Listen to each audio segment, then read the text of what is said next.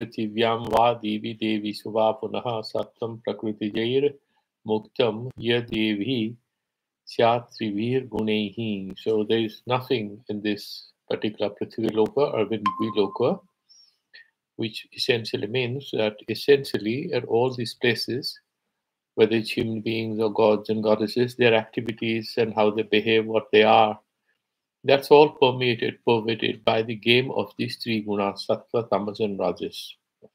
And so why he's setting the tone for this, he has already mentioned that what sort of pleasure or happiness or goodness that we are setting as our target, what is the kind of phala, that can also categorized as sattvika, rajasika, or tamasika.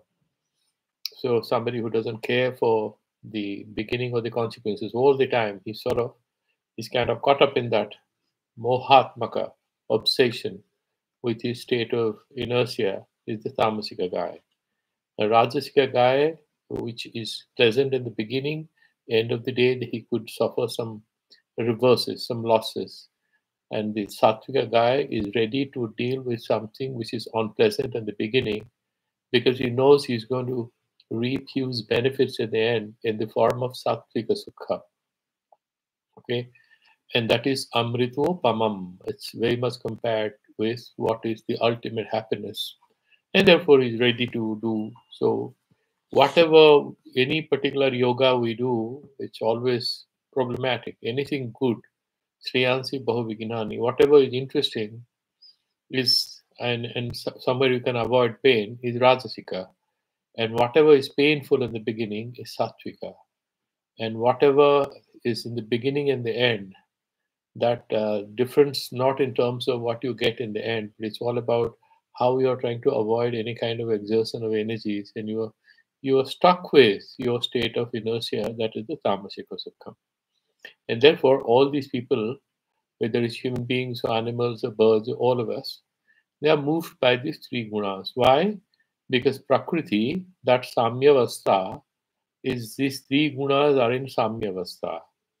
And then the Srishti happens out of Prakriti. That is the Upadana Karana. That avidya or Maya. Maya is Upadana Karana. And at the Jiva level, it's avidya. At the Samasti level, it's Maya. Sattva Pradhana. Now, out of this Maya, what is Maya? The Maya is not different from the Gunas. These three Gunas in their state of total balance, equal balance, that is what we refer to as Maya.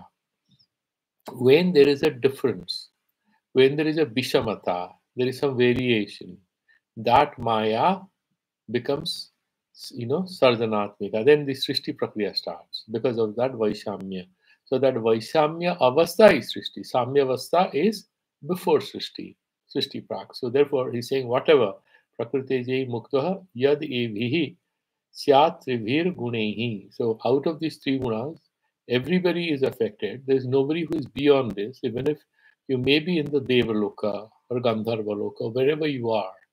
These three gunas keep changing you. So what is the problem? How do we reach that gunatita state? That will be the question. So we have to start where we are placed. There is a certain domination of a particular guna. In any particular avastha, we have to start our journey from there and then move towards the gunatita avastha. Therefore, now he is going to tell us in the verse number 40th, he mentioned very clearly that nobody is free. Okay?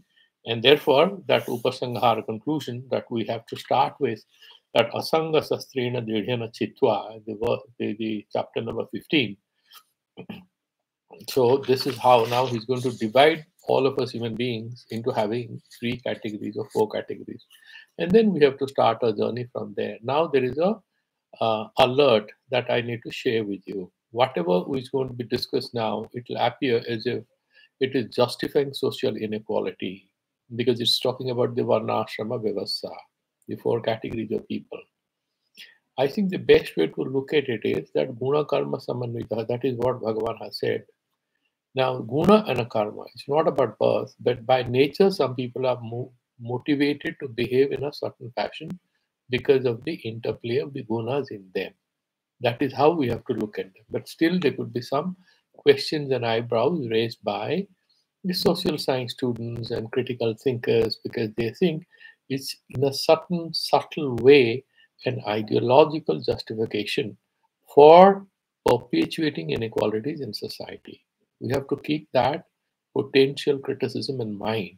And therefore, one should not uncritically look at these passages, but put them in a certain context and just derive what is relevant for the sadhana, and not per se give too much of importance. Like in Upanishads, we have something called Arthavada. There are a lot of things which are glorified. Doesn't mean that you're going to go and indulge in all those activities today. No, that is not the purpose of this.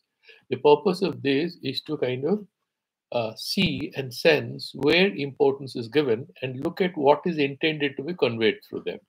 Okay, so let's first look at the Chaturvarna Vyavastha and how they have certain relationship with different gunas mentioned in verse number 41.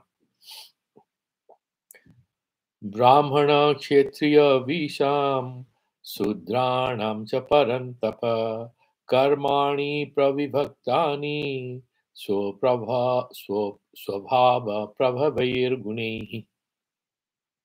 So the first part is very easy, that these human beings, depending on how the gunas are playing out through them, in their mind, in their body, in their activities, in their attitudes, depending on how they are playing out, the human beings can be categorized as Brahmanas, Kshatriyas, Vaishyas, or Sudras. He Parantapa. Karmani pravibhaktani. So, very specially, the activities, the division of labor in society is kind of based on these principles as to what exactly a person is going to do, which we will describe in the consecutive 3 verses. Pravibhaktani, they are all divided. And how have they been divided? What is the basis of this division of labor? He says, Swabhava Prabhavaihi Gunehi. What is the gunas, the Sattvatama Rajas? They are Swabhava Prabhava. Swabhava here is Prakriti or Maya. And these gunas, they are playing out, the Vaishamya Avastha, they are becoming manifest, these gunas.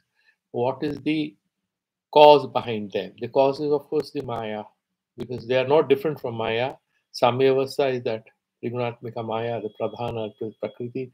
And then Vaishamya Avastha is the Srishti, where everything manifests. So the main causal factor behind the interplay of these things is that Prakriti, and they're born out of these by these gunas. There are 2 messages here, and we'll discuss that.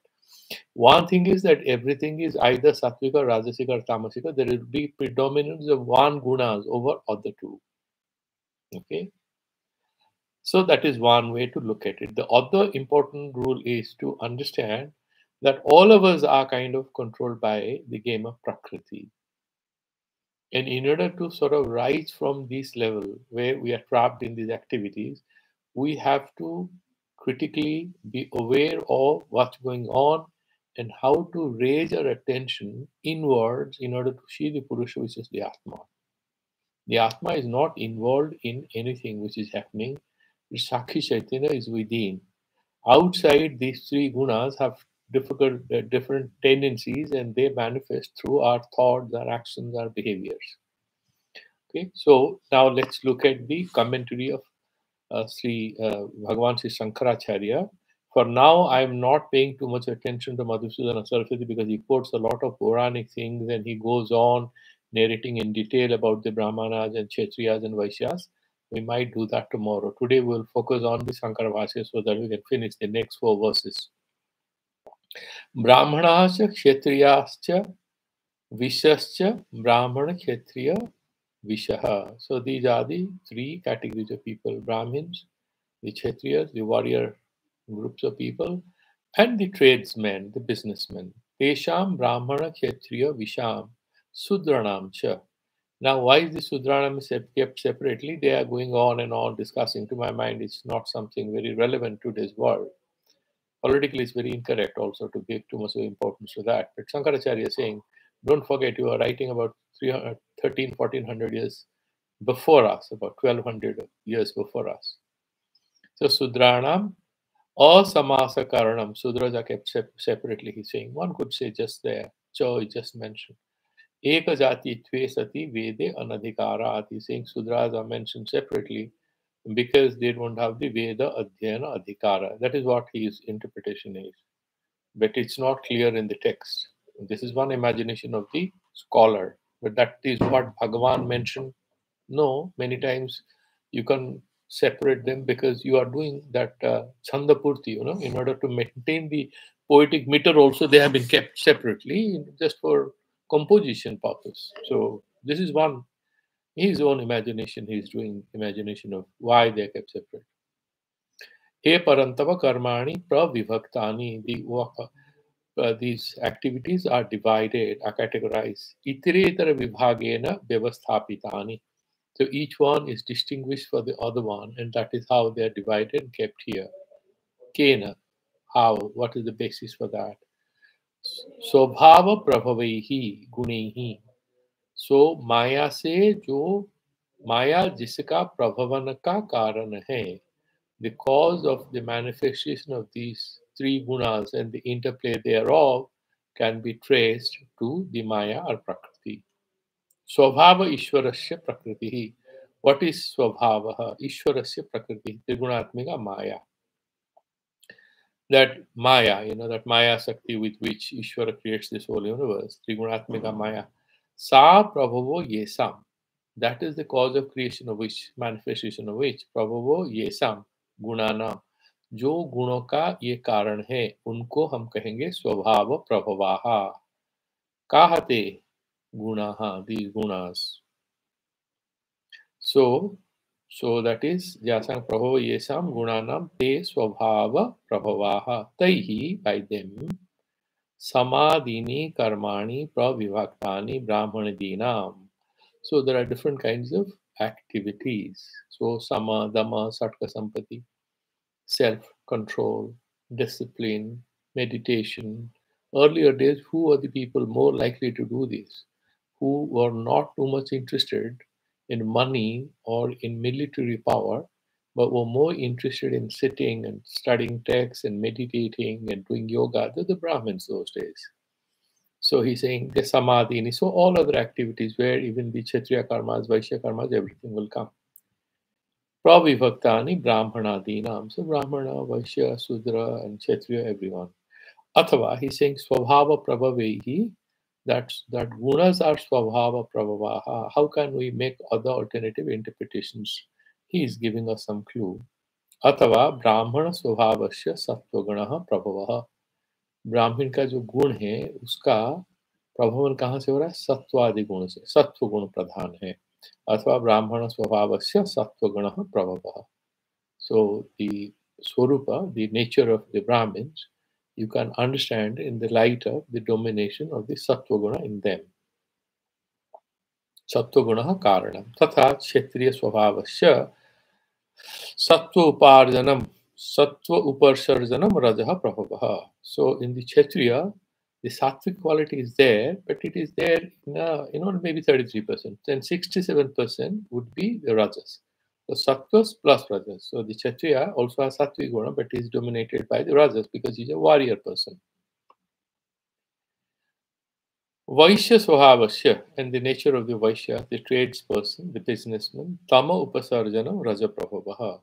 So they are kind of instead of Sattva, they have Tama. So they will be a little pleasure oriented. So they want money, gold, and everything, but they will also go on holidays, have good houses, because they're businessmen, they're pleasure oriented.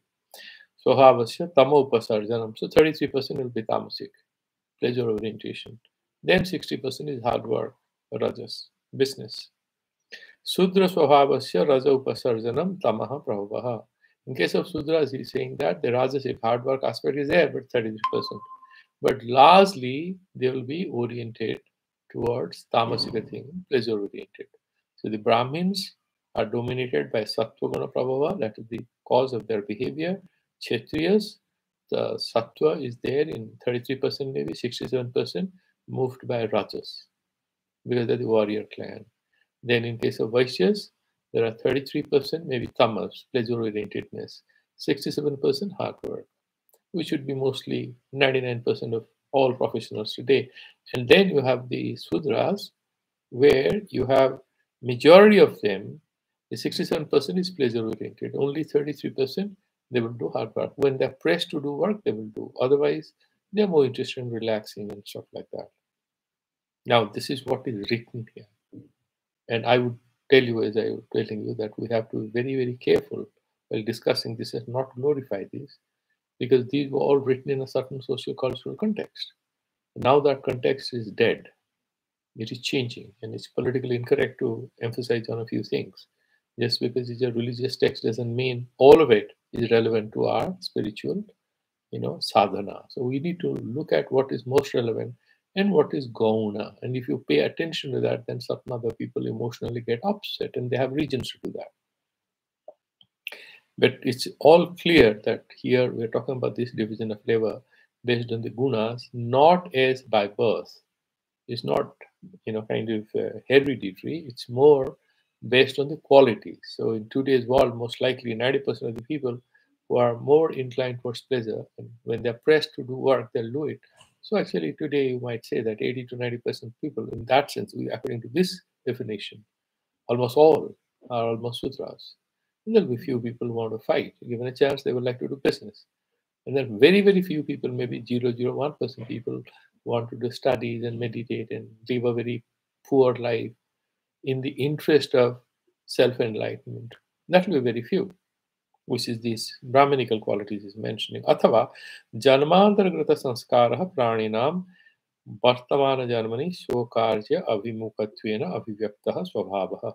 He is doing another interpretation of swabhava prabhavaihi. These are the gunas. Swabhava prabhava. Gun kahan se aaye? That is what he's explaining in different ways. First, he mentioned that out of Maya, these gunas, the Vaishamya avastha of these gunas is called the Srishti Prakriya. So these gunas have appeared from Maya. That's Swabhava prabhava he explained first. Then he explained that different qualities which will explain the predominantly a certain inclination or disposition of these four groups of people. So sattvic, then rajasic with sattva upasarjana, rajas, or raja upasarjana tamas, or tama raja upasarjana tamas, or tama upasarjana rajas. So all these groups are there. Finally, he's saying that you can also interpret Swabhava differently. Where did we get our orientation? Why we behave the way we do? Bhagavan has said that depends on what kind of yoga we have done, and then accordingly, we are supposed to have a certain state of spiritual inclination at birth. And so, keeping that in mind, he's saying, Athava Janmantara Krita Sanskaraha, the impressions, the sanskaras, the memory of what is good, what is bad, and our own affinities and inclinations, which we have inherited from the previous births and the papa punyas we have done. Based on that, praninang vartamana janmani, and in this life, as a result of our past sanskaras of previous births, swakarya abhimukhatvena, and then that creates an orientation towards whatever you have desired to do in the previous birth, and you are born in this birth to take them up. Avivyaktaha svabhava, what expresses itself. So there are three brothers in the same house, whatever the caste be, and one guy takes deep interest in studies, and the other one gets into sports, and third one wants to do acting. They may be all Brahmins or Vaishyas or Kshatriyas or whatever, or Sudras. The first guy wants to study. He's not interested in money or pleasure or anything. How do you explain that? And the second guy wants to be a sports person. Third guy wants to be a film actor or a dramatist or a singer. Where did he get these qualities? How do you explain that? He's saying that this is a result of the Purva Janma Krita Papa Punya and the sanskaras, based on which there is a certain orientation in us towards whatever we would like to do, and that is based on our own evolution over several births. So these gunas we have, whether sattvic or rajas and tamas, to my mind, this is the most secular one. So you can explain it. It is essentially sort of born out of what you have been trying to practice. But there is a problem in this approach as well, because a lot of Western sociologists will say that the karma theory of the Indians is essentially aimed at justifying caste system, but that's not true. Because it's essentially, the karma theory is essentially sort of intended to make us more responsible for who we are. Because the Buddhists don't accept the caste system, and yet they accept the karma system. So why do you want to all the time interpret the karma is all about defending the status quo, perpetuating inequalities. But then some people are interpreting like that. We also need to sort of critically look at this so that we have a better understanding of these and don't necessarily speak in a manner that smells of some kind of a hierarchical thinking, that we accept social inequalities, that we are unkind, unsympathetic to the plight of the underprivileged. These kinds of words might be, echoed by some, critical thinkers and intellectuals, and we are answerable to everybody. If you are following this faith, we need to know how to sort of make sense of it. Then these are the gray areas where we are facing a lot of questions, and we need to put them in a proper perspective. Guna pradurvhavasya nishkaranatva anuvapattehe. Now, the appearance of the gunas are pradurvhava. They are emerging, they are manifesting. Can they manifest without any cause? No, they have to have some cause. Some explanatory device we have to employ to explain why in a certain person a certain guna is predominant, why not other gunas are there. How do we make sense of it? So therefore saying niskaranatva anvapattehe, they cannot be without a cause. So that they cannot be niskarana. They have to have some cause. Niskaranatva anupapattehe. There is no jukti to accept. There is no way to accept that they are without a reason, and therefore swabhava karanam iti karana vishesha upadanam. So why is he mentioning swabhava prabhave is adjective to the gunas? Because the gunas cannot come out of the blue, and then you have to link them up with swabhava, means karanam. They have their own cause, and therefore what is that karana? That upadana karana is maya.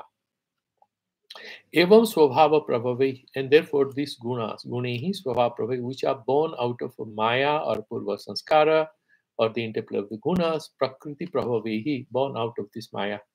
Sattva, raja, stamovihi, and these are the three qualities, sattva, rajas, and tamas.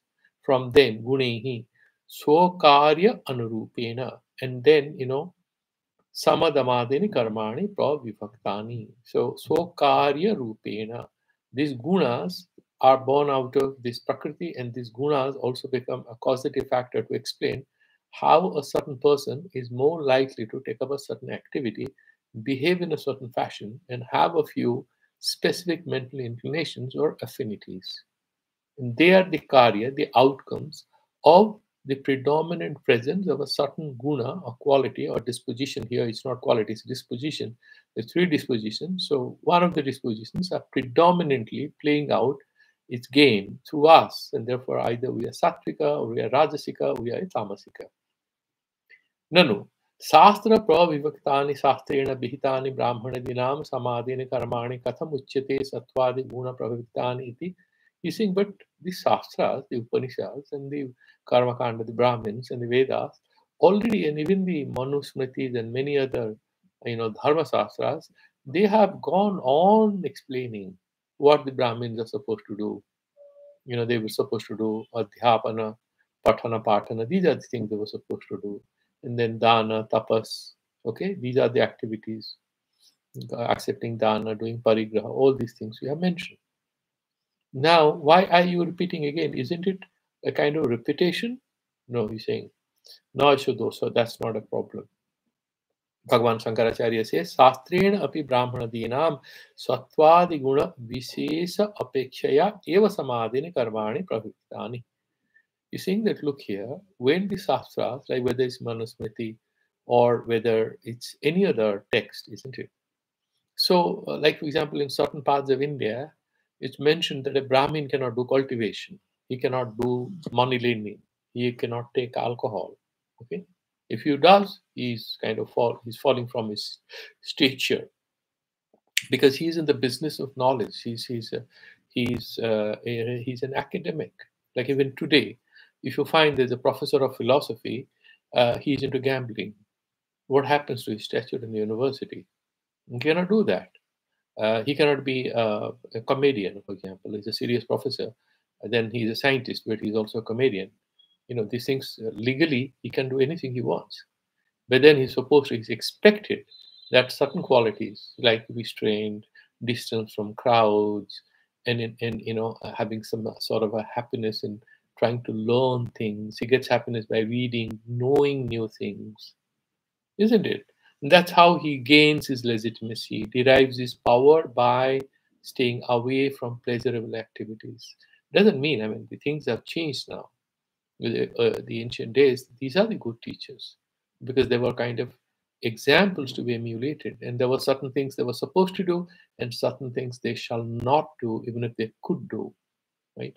So he's saying that whatever Shastra prescribes for the Brahmins, like Sama and Dama and etc., that self-control and distance from sense pleasures and all that, is based on these acceptance of the fact that they are supposed to be predominantly sattvic. So these moral dispositions derived from these three gunas are already in the background, based on which these smritis or the Shruti Vakyas, whatever there, are prescribing certain things for different groups of people. But already there is an understanding, there is an acceptance that there is apeksha, there is a kind of a presumption they're supposed to be, sort of they have some swabhava based on the dominance of a certain guna in them or gunas in them. So there is not a problem because it's essentially a kind of anuvada. These gunas that I mentioned are derived from there. Na gunan anapekshaya. Without not that they have not taken the sattva-tama rajas gunas into consideration. Without taking into consideration, they are not prescribing the Brahmins are supposed to sit for long hours, do meditations, japa, upasana, and study the spiritual text. No, first they're presuming. They're supposed to be sattvic, so it comes naturally to them to study and sit and meditate. एव सति शास्त्र प्रविभक्तानि अपि कर्माणि गुण प्रविभक्तानि इति उच्यते. So whatever the Shastra has divided the activities of these 3-4 social groups, they are also kind of divided based on what particular guna dominates in their consciousness, in their behavior, in the physical, whole structure, in the composition of their thoughts, their actions, everything. Now, kani punatani karmani, and what are these activities in case of Brahmins and Kshatriyas and Vaishyas and Shudras will be explained in the next 3 verses. Let's look at the next verse. Samodamastapaha saucham shanti rajavame vacha jnanam vijnanamastikyam brahma karma swabhavajam. Samo, that mononigraha, that is one important thing. Damas, that indriya nigraha. So it's essentially about some amount of self-denial and self-control, which these Brahmins are supposed to practice, and Saucham, Bahya Saucham and Anta Saucham, both. Bahya Saucham is like taking a bath, not taking food without taking a bath, and then there are some strict rules that how many times you're going to wash your mouth, and every time you go to the loo, you're supposed to at least wash till your waist, level in water. And of course, these things don't apply to extremely cold climates. They were writing in a temperate country or in a tropical country. These texts were composed. Shantir, that means what? Forgiveness. They're supposed to have a wide heart. They're supposed to be big-hearted. Helpful, but at the same time forgiveful in case you commit any error while behaving or dealing with them. Arjavam, straightforwardness. They shall not be kutila. They shall not speak in very diplomatic, roundabout way. As I was mentioning earlier, there is this East European lady.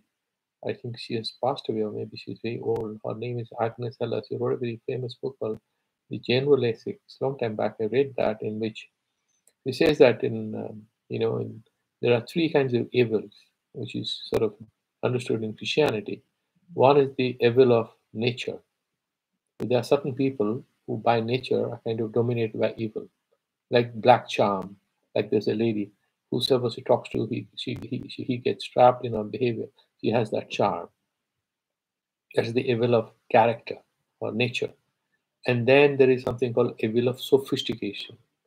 When you know too much, you might start ignoring the moral code of conduct, the basic ideas about goodness.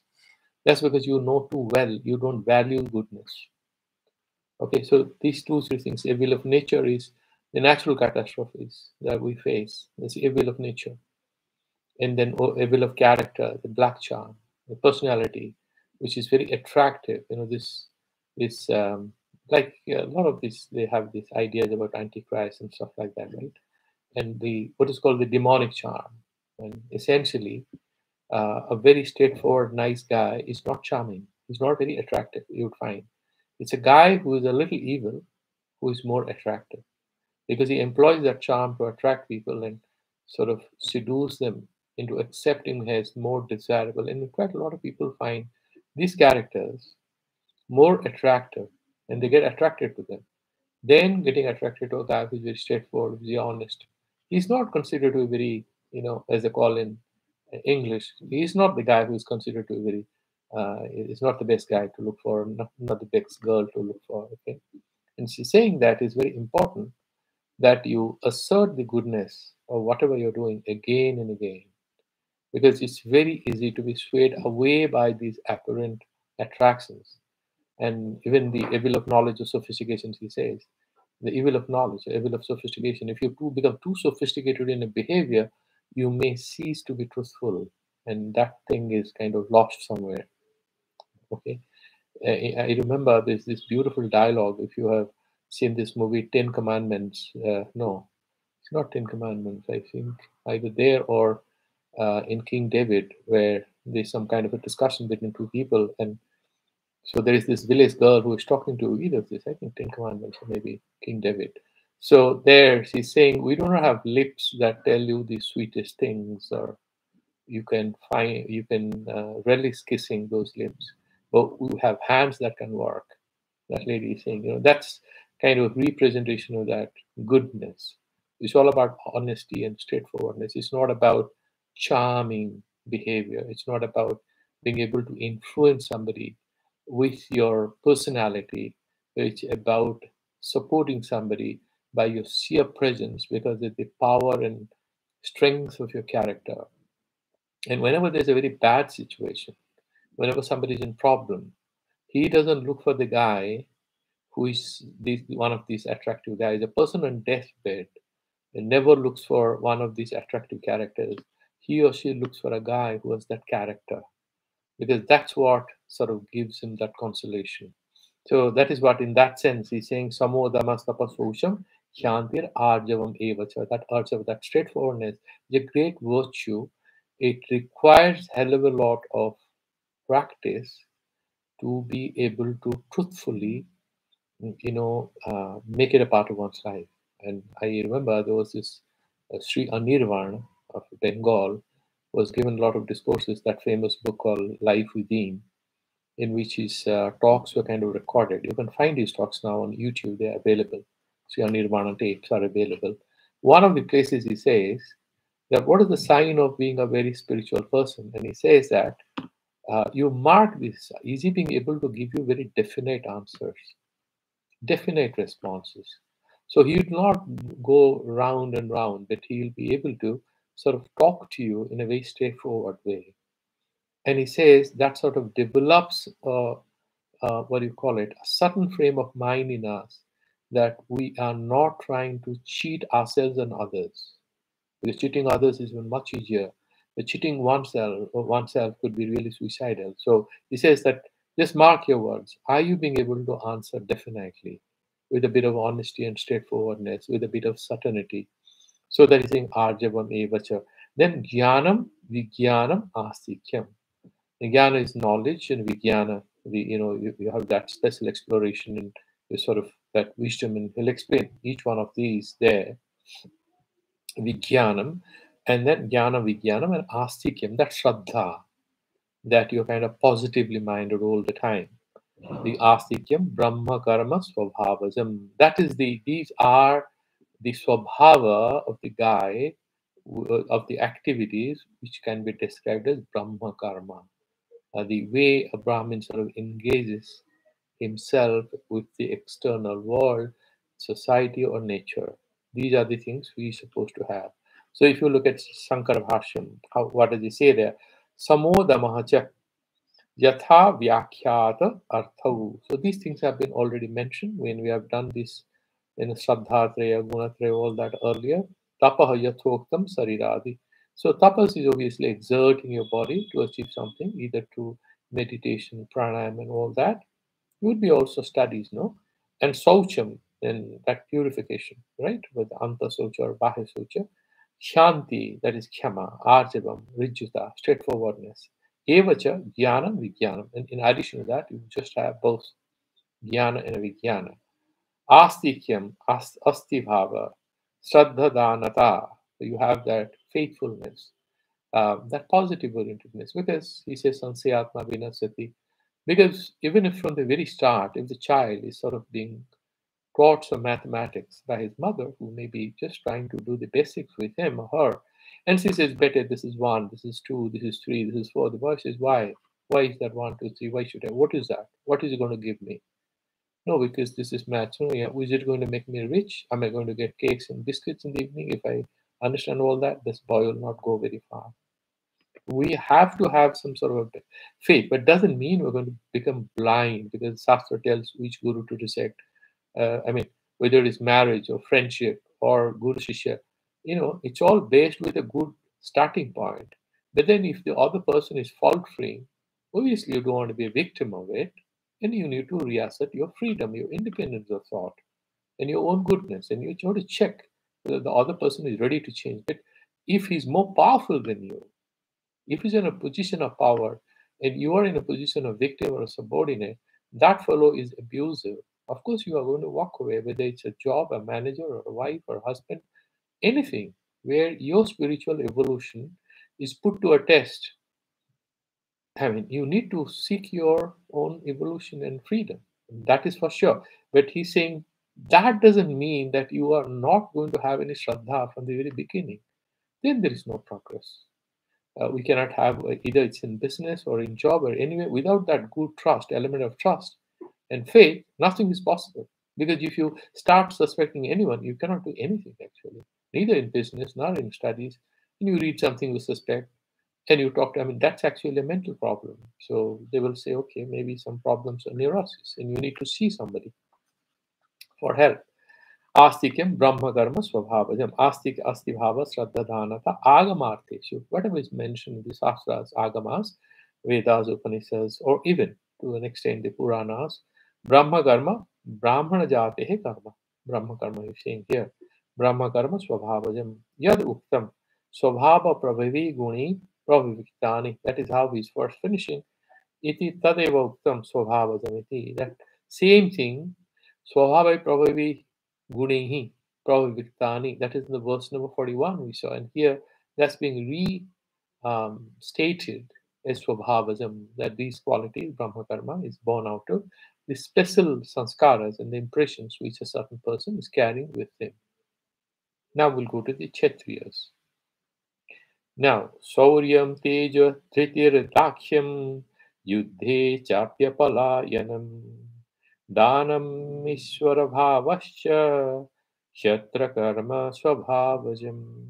Sodium, that bravery, gallantry, okay, Teja in that particular, not to give in, okay, and Dhritihi, resolve, patience, willpower, not getting rattled by a situation, that is Dhriti, Dakshyam, Dakshata, that expertise. So there are two batsmen. So if they are going to play cricket, so one guy jumps around because there are a few short pitch deliveries, and there's another guy. He may be ducking a few deliveries, but he also pulls and plays very perfectly well. He doesn't get rattled by these particular situations. So that is that expertise, that Daksham. Yuddhecha api apalayanam. And the Kshatriya is not supposed to run away from a challenge. Because if he runs away, then, all these soldiers who are deployed in any war, whether it's Ukraine or elsewhere, if the soldiers you are sending to fight, if they run away, as they did in case of Afghanistan, when the Taliban was sort of moving forward, the government army, the government forces laid their arms and they either surrendered or ran away. They didn't want to get killed. They didn't want to fight. That is what is Apiyapalana, and you not supposed to happen. Dhanam, and they're supposed to do charity work because they're the royals. And Ishvara Bhava, and they have a sense of this authority. Because without that, without having a sense of authority, you cannot manage people. I have discussed with my friends who were in army a couple of times. They said, how do you manage yourself? How aren't you scared that you have about 400 people who are following you. You're the captain or the major or anything. You are leading them. What happens if they turn around and shoot you? How do you ensure? How do you ensure that they are always trustworthy? They are not misleading you, not leaking any information, because it's going to affect the whole group, isn't it? And then these guys would say, no, that is the art of being a general. That come whatever may, you need to create that thing in them that they can do anything to save your life, and they'll take your order. They trust you, and it's not about hierarchy. It's not about a senior guy imposed on others and people have to follow. No, that doesn't work in army. Those guys own their, as they say that respect is commanded. It's not demanded. They don't demand anything, but they have a way of commanding that loyalty, that allegiance, that respect and dedication. Then only they can fight and win. Otherwise, they cannot. And that's also true about business leaders. That's also true about in case of sports, and also in the case of these are all Kshatriya qualities anyway. So Dhanam Ishwara Bhavasya Kshetra Karma Swabhavasam. These are the qualities of the Kshatriyas, and he's explained Sreyan, no, yeah, Saurya Surasya Bhavaha. Sura is somebody who is brave. His bhava, his orientation. Tejaha Pragalabhyam. Pragalabha means he'll not give in. He's going to stick to it, and come whatever may, he's not going to bend. But it's different from that stabda bhava of the tamasic guy, okay? This is much different because he sort of is, as they call it, you cannot put him down. You can't put him down by frightening or anything. He's going to fight. The tamasic guy doesn't have the basic manners. He doesn't even bend and respect parents and elders and acharyas and gurus. That is completely ignorance. This one is your self-dignity, your power, your staying power. You want to stick to your position and defend your position. Dhriti dharanam. So, sarvavastasu anavasadu bhavati yaya dhritya uttam hitasya. So that, you raise your energies, your senses, and there is a war going on. And you have to maybe stay away for days. You may not get any sleep, you may not get any food. So it's all, as Plato used to say, they are men of spirit, strong willpower, blind faith, and dedication. And that's what they love. They are not philosophically oriented people. Not they are going to sway away because somebody is playing a nice music. They might just have it, but mindset is completely different. They're wired differently. Dhriti, that dharanam sarvavastasu anavasada, they don't tire, they don't fatigue. They would hold on. And that is dhriti, that resolve. Dakyam dakshasya bhavaha, somebody who is very expert. He has that skillfulness. He's adept at it. Dakshasya bhavaha. Sahasa pratyutpanneshu karyeshu abhyamohena prakritihi. So suddenly there's a challenge or anything. That efficient guy, he doesn't panic.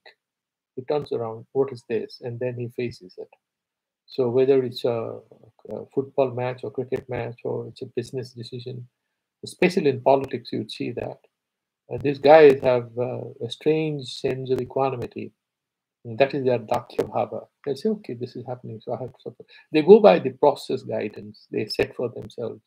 They don't bother too much about the outcomes. Then they would panic, but they don't. They said, okay, in this situation, I'm supposed to do X, Y, Z. That's a very good guidance for any of us in any life situations because we don't have any control over the outcome. What we have control over is the process. And if we know how to manage it, how to steer it forward, then without bothering about the result, we'll have the satisfaction that I took my best foot forward. That's what they're saying, that Rakyasya Pratitpanneshu Karyeshu Abhyamohena. They are not deluded at all. They are not swayed away by anything prabriti. Yudheja api apalayanam aparangmukhi bhavaha. The Kshatriyas don't turn back, they don't retreat, they fight. But these things change in course of time. Sometimes you want to save yourself to fight another day. But in case of a war, there's nothing else. It's not an individual duel, it's about a fight. Either you win or you leave this place. I mean, you can't just do both. Danam desu mukta hastata. So they are also very liberal in while giving away things because that's also part of their ability to command respect and loyalty. That they are kind of people with great amount of empathy and the kindness, so that people sort of blindly follow them.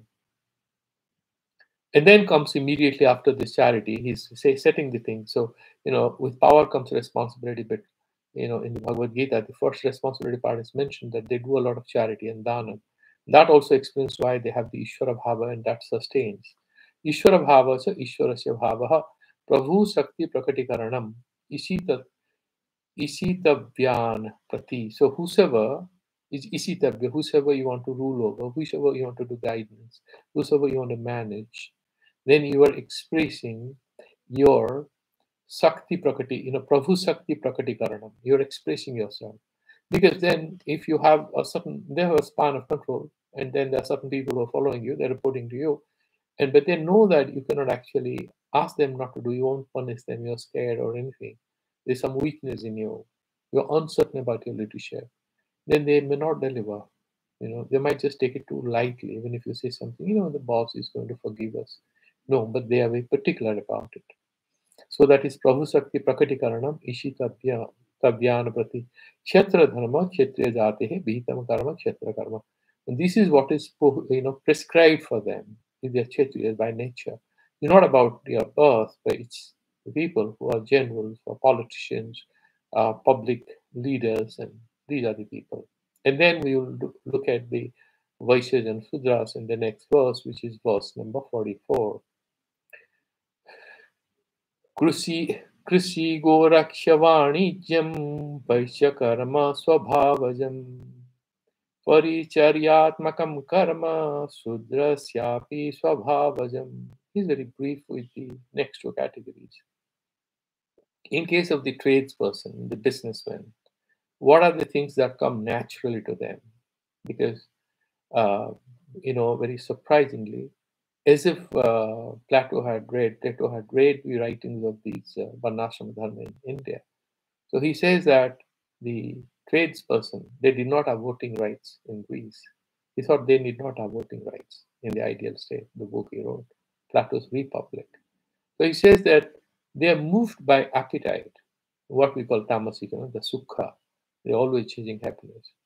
And they will do a lot of hard work to raise money and have wives and children and everything.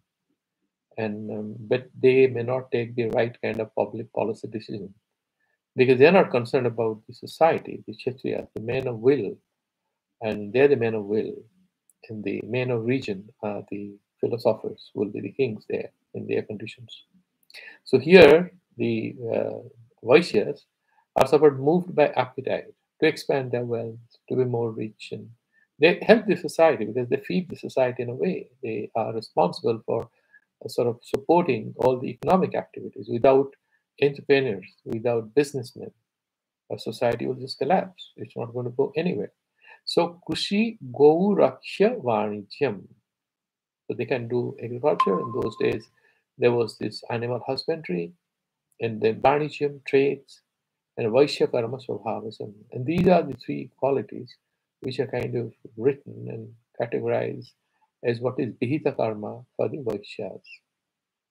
And what are the things for the Sudras is mentioned? Paricharyatmakam karma, which is service sector. They're like paricharakas. It's like a whole lot of things, whether you want, all the call centers, the reception, the hotel management staff, and several other business where it's in the service sector. They are all the Sudras. Vishwabhavasam. So Krishi and the Sankara Bhashyam. Krishi Gorakhya Vanijam. Krishi cha Gorakhyam cha Vanijam cha. Krishi Gorakhya Vanijam. Krishihi Bhumihi Vivekhanam. They will do cultivation. They'll raise crops. So we are talking about a certain context in which these things were written.